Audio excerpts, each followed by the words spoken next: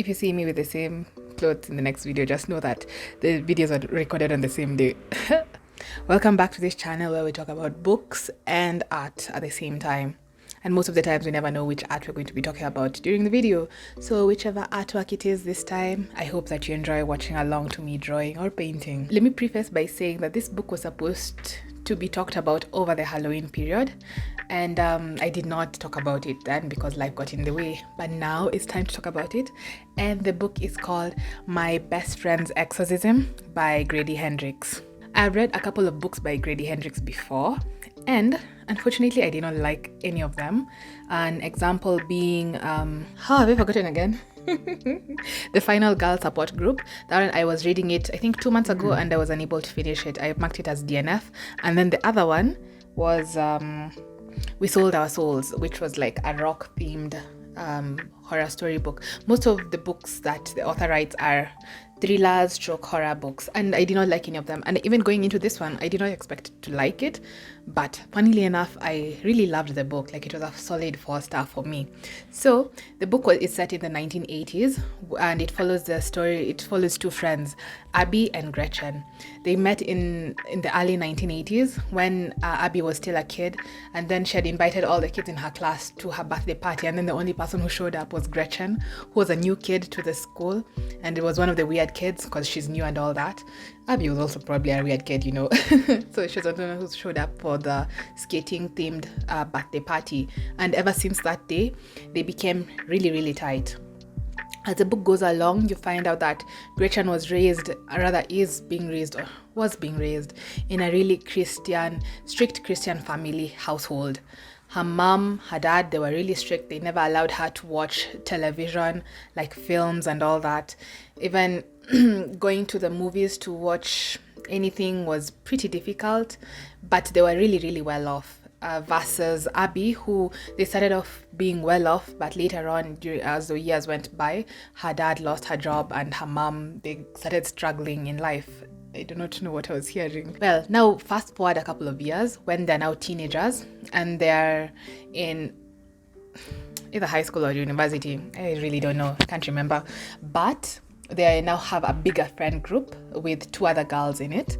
And Gretchen has grown up to be this beautiful model kind of woman, you know, completely beautiful. Abby was also really beautiful, but of course her skin, according to the book, her skin was kind of pretty bad, and her makeup was like her shield, her protection from the world. So they went out on a camping trip, just a night out where they could drink. They were still underage, so they used to get beers illegally, just one brand of beer, because that's the only one that they could get. And during that night, something strange happened. Gretchen disappeared for a couple of hours. Then they weren't able to find her till the next morning. After finding her, something seemed to be different in her. The way she acted. She claimed to not remember anything that happened that night, even how she disappeared. She didn't remember anything about it. Abby noticed the change in her, and even other people around her, her friends, the other friends, they noticed the change. But Abby was, they were like really tight. She was the only one who noticed like there was something really not going on well with my friend. So a couple of days pass, and Gretchen is acting more and more strange. Like, she's claiming that she can't sleep. She's hearing voices in her mind. Her parents claim that they are hearing really strange noises coming out of her room at night. And this is a big spoiler, but a really horrible, strange thing that had happened with her parents, with Gretchen's parents. Remember, I said that they were really strict Christians. So because the parents were claiming to hear strange noises coming from Gretchen's room, what they did is that they took her to a doctor who would check if she was still a virgin. You can imagine how they do that. And that was just completely traumatizing. Even reading through that part was just completely traumatizing to see if she's still a virgin or not. Ugh, what kind of thing is that? As the story still unfolds, you find out that Gretchen was being molested and being attacked by these spirits. This spirit, I think it was just one spirit, and it would molest her all night. On this channel, by the way, we go through all the spoilers. She was being attacked by the spirits at night, and it came to a point that Gretchen herself, like her soul, her person itself, was tamped down, and her body was being controlled by the demon spirit. So she would do things that were completely out of the ordinary. It's the time that she attacked, rather trapped her friend Abby in a bathroom and completely forced her to remove her makeup and to go out into the school like that. And you know, as I said before, like Abby, for her makeup was her protection, and this is your best friend. She's the one who should know this and knows this about you, and then she's now forcing you to remove your makeup and to go out of it. And then that's when they had like a huge fight about it. But even after that fight, Abby did not give up on Gretchen, and she kept on trying to tell people and to let people know that there's something wrong with her. There's something wrong with this, is not the way she should be. None of the teachers believed her, and none of even their friends, their tight friend group that we thought that was tight, they ended up actually alienating Abby from the group. But somehow Gretchen remained being close and tight in the circle, even though she was completely manipulative, had anger issues, had like she even ended up spoiler, but she ended up cheating, assisting the boyfriend of her friend to cheat on the friend with her, if that makes sense. Coming now to the end part, Abby just could not take it anymore. So she got this exorcist who had come to their school before. Some young guy, and even when that guy had come to the school, he pointed out Gretchen and said that there's something off with you. So Abby followed up with a guy, and they hatched a plan on how they would get Gretchen away and be able to kind of rescue her from herself, or rather from the demons that were following her. How they did it, at least let me just leave that part for you to follow up yourself. But of course it was not through legal means, because Gretchen herself would not allow, or rather the demon within Gretchen would not allow themselves to go willingly to an exorcism. So they went, and it was happening at night. I do not know if I love my friends this much. I'm a scaredy cat. But that was just how much Abby loved her friend. So the exorcist is there doing, like in the name of Jesus, he was using like God and the Bible and so many scriptures and verses, but he went all ham. I don't know, he kind of lost himself. Like he was beating her with, he was beating her with stuff. Because remember I said this video was supposed to come out like 2 weeks ago, so the details are kind of vague in my memory right now. So he was being really violent with his exorcism procedure, to the point that he was even hurting Gretchen. And it was really scary reading through those parts. But he wasn't able to do it. So he was panting and so tired. And like he kind of came back to himself and realized what he had done. Then he told Abby, let me leave. I'm going to come back. And through all this that he's doing, the demon inside Gretchen is taunting him. It was a he. He's laughing. He's like, you can't do this. He's like, you don't know my name, because when you know the demon's name, you get power over it, apparently. So initially he wasn't able to know the name, and it is Abby who kind of made him know what the demon's name was. And by doing that, it's kind of like now the exorcist did not have any power over the demon. It was a lot of complicated demonic stuff going on. So the exorcist left, saying that I have to go get these things and I'll come back. But after now he left, Abby realized that this guy is not coming back. Now it's up to me and my friend, and it's me who has to help my friend out.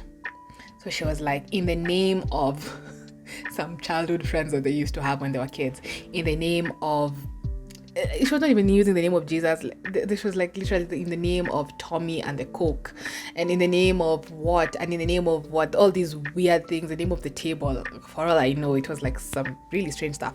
And after all that, like it took the whole night, but somehow she was able to rescue her friend from the demonic stuff that was going on. I'm making this book not seem as intense as it actually was, because hey, you guys, it was completely intense. That's why I'm saying, I don't know if I love anybody enough to take them through that, because I think that is a true test of love, to handle the demonic forces, because I believe that those things exist. I've gone through them myself. That is a true test of love. So the next morning, the police come to the house, because they were somewhere deep in the forest. The police blame Abby for kidnapping Gretchen, because I remember I said that they used less than legal means, and Abby was not really being seen as a saint or as a good person through the past few months, because the demon inside Gretchen was just doing everything to make it seem like Abby was possessed herself and that she was completely off. An example being that they used to dissect fetuses in their school. They used to dissect fetuses. And Gretchen's, the demon inside Gretchen, it had a name. I'll put it down there somewhere. I hope I put it before. Stole one of the fetuses and put it inside Abby's house at the time that Gretchen was visiting. Or it was inside Gretchen's house, one of the two. And now it was made to seem like Abby had gone off the rails and she was doing all these demonic practices and rituals blamed on her. Anyway, I digress. Abby was blamed for everything, and she was supposed now to be imprisoned for a couple of years in the juvenile delinquency center, jail, prison, I don't know. But in the end, the exorcist, remember the guy who ran away, came back and took responsibility for everything that went on. So Abby had to be let loose, and their family decided to move away because after everything that had happened, their name had completely been destroyed. And even after everything that they went through, remember after Gretchen trying to destroy Abby's life and Abby still sticking by her, and then Abby still ending up saving her, their friendship endured. Even after they moved away, you know how you drift apart for so long, then now they ended up reconnecting. Throughout the years, they continued writing letters to each other. And even though there's this phrase my friend uses, it's called a waiting friend. They were each other's waiting friends, which means that no matter how much time passes and no matter how long you don't end up talking to each other, when you do end up talking to each other, it's like no time ever passed. And if you ever need that person, even though so many years have passed and you never talked, that person will always be there for you. And they did not die from any demonic possession or any kind of weird thing like that. They ended up dying out of old age. And it was a really touching story of love and a lot of scary stuff going on. But I think that scary stuff kind of just proved how friendship love is really strong and how it can endure through everything. And if you're able to get a friend who you fight and you're still able to stay together even after that horrible fight, no matter how bad it can be, because friendship fights are even more painful and friendship breakups are even more painful than actual love relationship breakups and breakfasts. Yeah, that's a person that you should just stick by. Who do I recommend this book to? Anybody who just wants to read about the power of friendship and is ready to stomach all the horror that goes through that book, because it was getting through it was tough, but it was so worth it. So I hope you've enjoyed the review. Please read the book if you can. If you're able to stomach through all the spoilers that I take you through, because this channel will just be all about spoilers. I will not be able to like segregate between non-spoilery and spoilery stuff. So I hope you've enjoyed it. I'm actually going to film the next video right now, because at least now the next one that's coming up, I have all the details fresh in my mind. I really hope I do. And I hope you've also enjoyed the artwork this time. I think I know what it is. And catch you on the flippity flip, which is in a few minutes, I guess, with a different hair.